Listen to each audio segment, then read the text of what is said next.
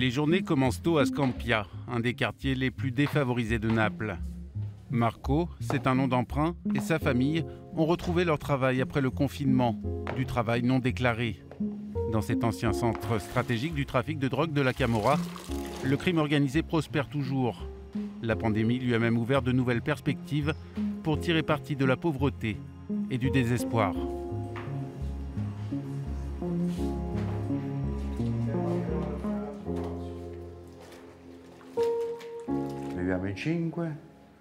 Nous sommes 5 et nous ne gagnons pratiquement rien, 200, 250 euros.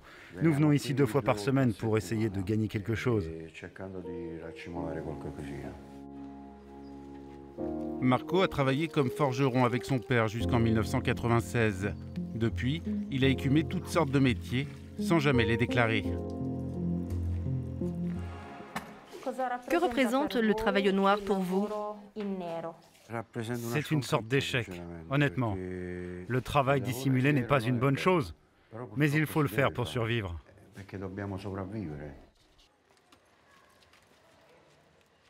Marco a fait une demande de logement social en 2012, resté sans réponse. Il s'est installé dans un appartement des célèbres Vélez il y a 10 ans. Ces barres d'immeubles sont devenus un emblème de ces quartiers complètement délaissés par l'État. Ici, Marco s'est construit son refuge. Heureusement, ici, je peux économiser un peu d'argent. Je n'en suis pas fier. Mais je ne paie pas de loyer, pas d'électricité. On squatte ici. C'est la seule façon de s'en sortir. Si nous devions compter sur l'État, nous serions morts de faim. Ils ne viennent pas ici pour voir ce qui est bon ou mauvais. Ils nous ont abandonnés. C'est tout.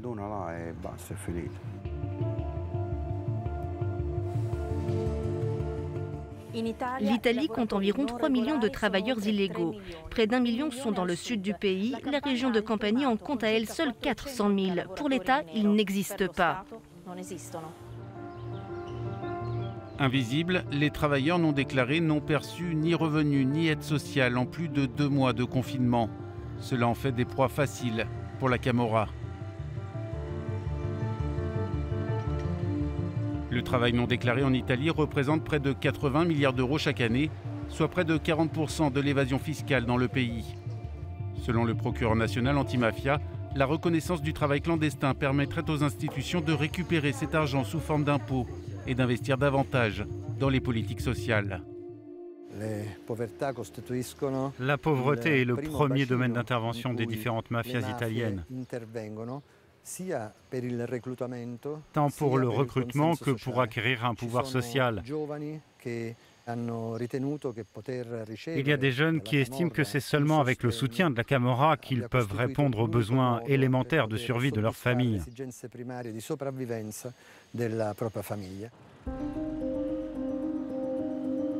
Des associations sont prêtes à aider et le gouvernement lui aussi s'est investi. Mais le Covid a poussé 1 million d'Italiens supplémentaires vers la pauvreté. Aujourd'hui, 4 millions demandent des aides alimentaires. La région de Naples est la plus touchée. À San Giovanni a Teduccio, un quartier industriel en déclin, un entrepôt qui servait de refuge aux familles dans le besoin s'est transformé en centre de distribution alimentaire temporaire après le confinement.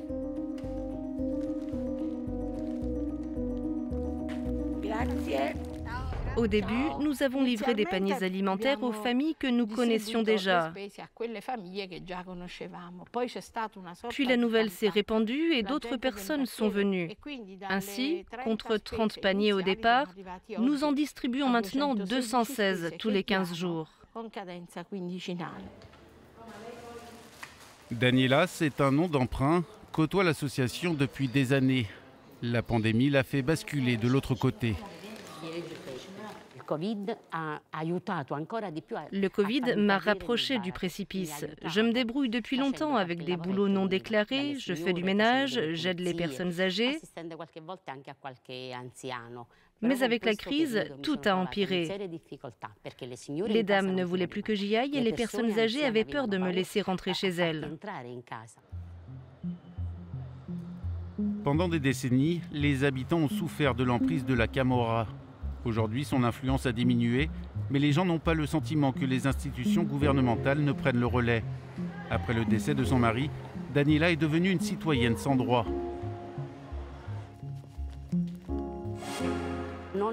N'ayant pas de cotisation de sécurité sociale, je n'ai pas le droit de recevoir une pension. L'État dit que je suis trop jeune pour prendre ma retraite en tant que femme au foyer, mais je suis trop vieille pour trouver un emploi. Pendant cette crise, j'ai été abandonnée. La vie ne m'a pas épargnée, mais l'État non plus.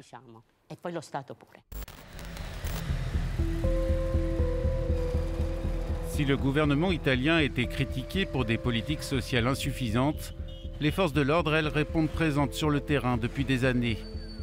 Avec la sortie du confinement, la police est en alerte. Elle s'attend à une augmentation de l'activité de la Camorra.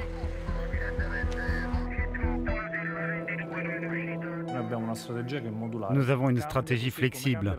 Elle évolue au même rythme que les schémas de la criminalité organisée. Nous essayons aussi d'anticiper leurs mouvements. Nous essayons de comprendre dans la rue comment la Camorra adapte son activité et nous essayons de l'endiguer. La majeure partie de ces opérations sont tenues secrètes.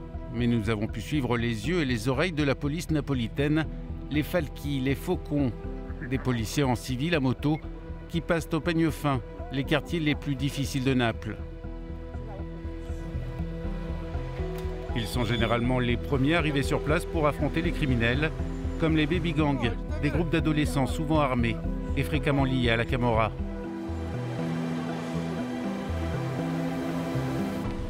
La Camorra ne s'est pas renforcée depuis le confinement. Elle essaie de se diversifier car elle a besoin de gagner de l'argent. Elle n'est pas plus forte, elle a juste plus faim. Non seulement les mafias italiennes veulent gagner plus, mais elles veulent aussi blanchir leurs revenus illicites. Là aussi, la pandémie leur ouvre de nouvelles perspectives.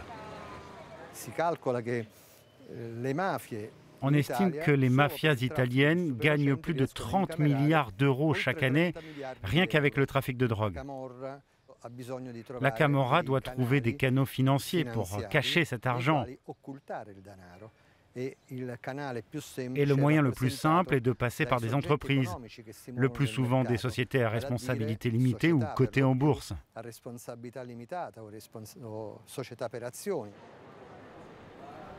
La grande crise de liquidité déclenchée par la pandémie a durement touché les petites et moyennes entreprises. Plusieurs associations anti-mafia craignent que le crime organisé ne devienne la plus grande banque italienne.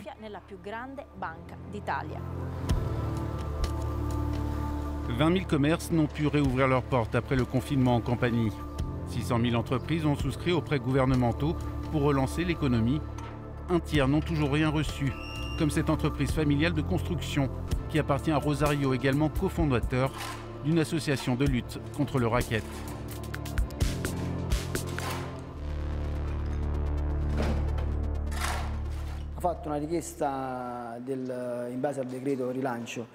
J'ai demandé un prêt de base de 25 000 € dans le cadre du décret de relance du gouvernement. J'ai fait ma demande le 11 avril et j'attends toujours. Le crime organisé, lui, est prêt à faire une offre qui n'est autre que de l'usure. Les mafias italiennes ont tout à gagner à prêter de l'argent aux entreprises en difficulté, même lorsque leurs prêts ne peuvent pas être remboursés. Lorsque l'argent ne peut pas être restitué, la Camorra en profite. Grâce à cet argent, elle peut acquérir la gestion de l'entreprise. À partir de là, elle utilisera cette entreprise pour blanchir son propre argent illicite. L'extorsion vient s'ajouter à l'usure.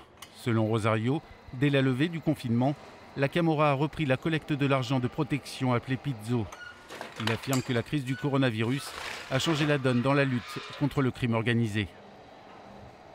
Il y a encore plus de colère, encore plus de tension. La pandémie a fait sombrer ceux qui étaient déjà en crise. En cette période où des extorqueurs apparaissent sur les chantiers pour demander l'argent de la protection, de nombreux collègues disent non. Rosario lui-même est une ancienne victime du racket. Aujourd'hui, avec son association, il aide d'autres entrepreneurs à s'exprimer. Il affirme que très peu d'entre eux osent défier la Camorra. Pour lui non plus, cela n'a pas été facile. Jusqu'en 96-97, mon père a payé des milliers d'euros aux racketteurs. Mais il ne nous a rien dit. Quand j'ai repris l'affaire, j'ai découvert ce qui se passait. Pendant les premières années, j'ai payé par peur. Puis en 2005, nous avons décidé de créer une association et j'ai déposé ma première plainte. J'ai déposé 18 plaintes qui ont abouti à 6 arrestations en 6 occasions et sur 6 chantiers différents à Naples. Les forces de l'ordre s'attendent à des niveaux d'extorsion records à la fin du mois d'août, date limite traditionnelle de collecte de la Camorra. L'usure pourrait augmenter de 30% cette année en raison de la pandémie, selon le bureau local anti-usure de l'un des principaux syndicats de travailleurs. En réponse à cela, l'association anti-raquette SOS Impresa a rassemblé des associations d'entreprises, des forces de l'ordre et des institutions gouvernementales pour la prévention de l'usure et de l'extorsion.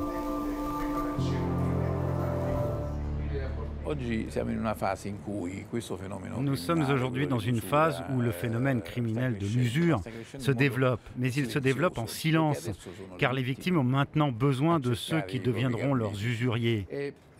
Ce sont eux qui créent cette relation défectueuse. Dans un an, nous saurons à quel point ce phénomène, cette étreinte mortelle, se développe à ce moment précis. Tout le monde dans la rue sent que la Camorra resserre son emprise, mais personne ne peut en parler ouvertement par peur de représailles. Normalement, on a besoin de preuves pour comprendre ce qui se passe. Néanmoins, lorsque nous en avons, il est déjà trop tard, l'entreprise est déjà morte. Malgré la crainte que l'aide financière européenne ne parvienne à la mafia, les associations et institutions de Campanie insistent sur le fait que cet argent est vital pour maintenir les entreprises en vie et dans la légalité. L'argent arrive et continuera d'arriver sous forme de grosses sommes qui seront distribuées par le gouvernement, qui disperse également les fonds de l'Union européenne. Nous mettons en place de nombreuses mesures pour éviter que cet argent ne finisse entre de mauvaises mains. Aujourd'hui, il existe un soutien social, économique et politique pour les personnes qui rejettent l'usure, l'extorsion. Il y a de l'argent disponible ainsi que des politiques en place et des associations pour les aider. Nombreux sont ceux qui ont payé de leur vie pour que cela se produise.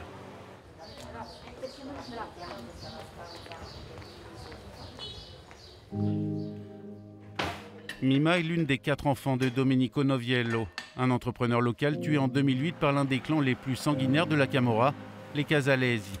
Il a refusé de payer le pizzo, l'argent de la protection. Il a réuni la famille et nous avons parlé tous ensemble. Il nous a essentiellement demandé la permission de dire non. Il a estimé que s'il avait baissé la tête, il nous aurait également laissé ce fardeau, à nous, ses enfants.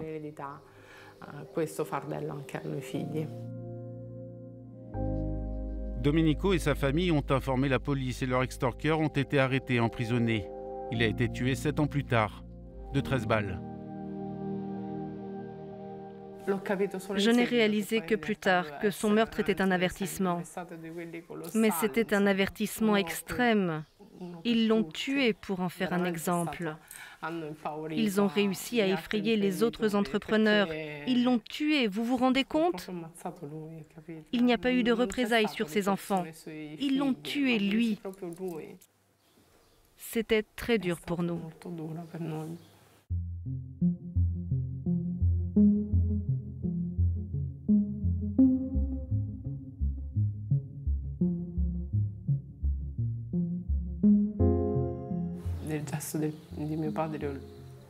À l'époque, j'ai immédiatement soutenu la décision de mon père. Et je le referai. Depuis lors, j'ai compris encore mieux l'intérêt de dire « Je ne paie pas le pizzo. Je ne le paierai jamais, ni moi, ni vous. Jamais. »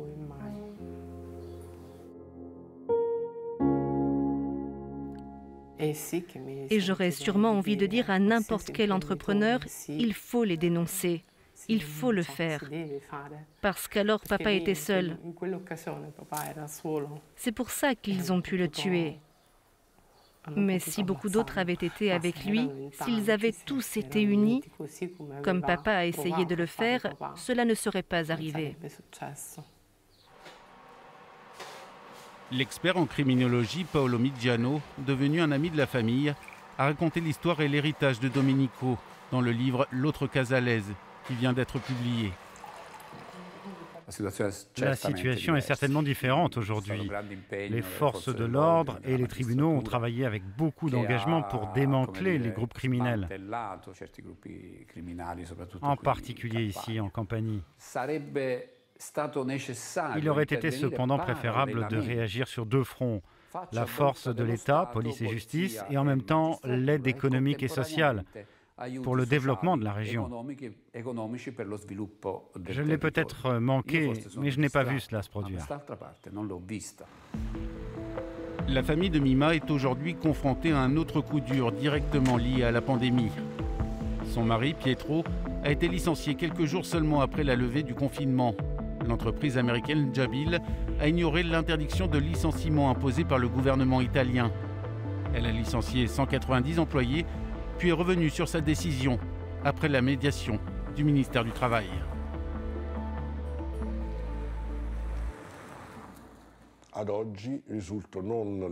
Aujourd'hui, je ne suis pas officiellement licencié, mais en même temps, je suis redondant, ce qui signifie que je devrais obtenir un poste dans une autre entreprise. Les entreprises qui ont demandé à engager les 190 travailleurs licenciés par Jabil sont toutes des start-up, elles n'existent pas encore. Le risque est qu'elles n'ouvrent jamais.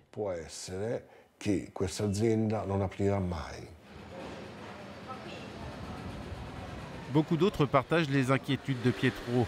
Il y a beaucoup de petites entreprises dans la même position que Jabil. 45 000 personnes étaient employées par des petites et moyennes entreprises qui n'ont pas rouvert après le confinement. Une armée de nouveaux chômeurs, victimes potentielles de la Camorra. La situation en Campanie est alarmante, selon les syndicats.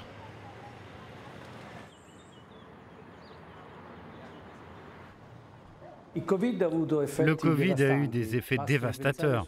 Même avant la pandémie, il y avait déjà des demandes de 23 millions d'heures de chômage technique. L'industrie était donc déjà dans une situation difficile. Maintenant, c'est pire. Pendant cette crise, 60% des entreprises ont réduit leur productivité. Beaucoup ont dû fermer.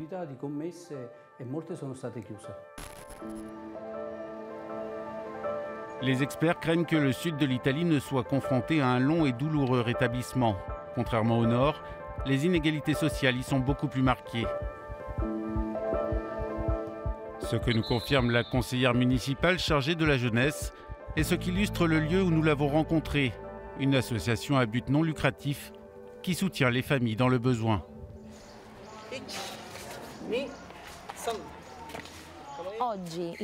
L'endroit où nous sommes aujourd'hui ne reçoit pas d'argent du gouvernement. Si c'était le cas, 3 fois plus d'enfants seraient ici aujourd'hui. C'est ce que j'attends du gouvernement. Je crois que nous devons non seulement veiller à ce que l'économie et le commerce soient relancés, mais aussi à ce que le côté social et les liens communautaires s'améliorent. Cela commence dès l'enfance, qui est toujours mise de côté. Alessandra avait à peu près le même âge que ses enfants lorsque sa mère a été tuée par une balle perdue tirée par la Camorra. C'était en 1997. Depuis lors, elle a choisi de jouer un rôle actif dans les institutions locales pour se libérer de sa douleur et construire un avenir différent pour sa ville. Cette ville devrait me présenter ses excuses, car elle m'a enlevé ce qui m'était le plus cher, à moi et à ma famille, ma mère, qui était une jeune femme de 39 ans seulement. Cette ville lui a tout pris. Mon intention est de contribuer au changement, de m'attaquer aux facteurs sociaux, économiques et culturels qui ont conduit à cet épisode douloureux, de les modifier afin que la même chose n'arrive pas à d'autres. Le crime organisé répond aux besoins fondamentaux des gens lorsque l'État leur tourne le dos. Ceux qui mènent la bataille sociale contre la Camorra s'accordent à dire que l'éducation et le droit au travail sont les armes les plus efficaces pour mettre les générations futures sur une meilleure voie.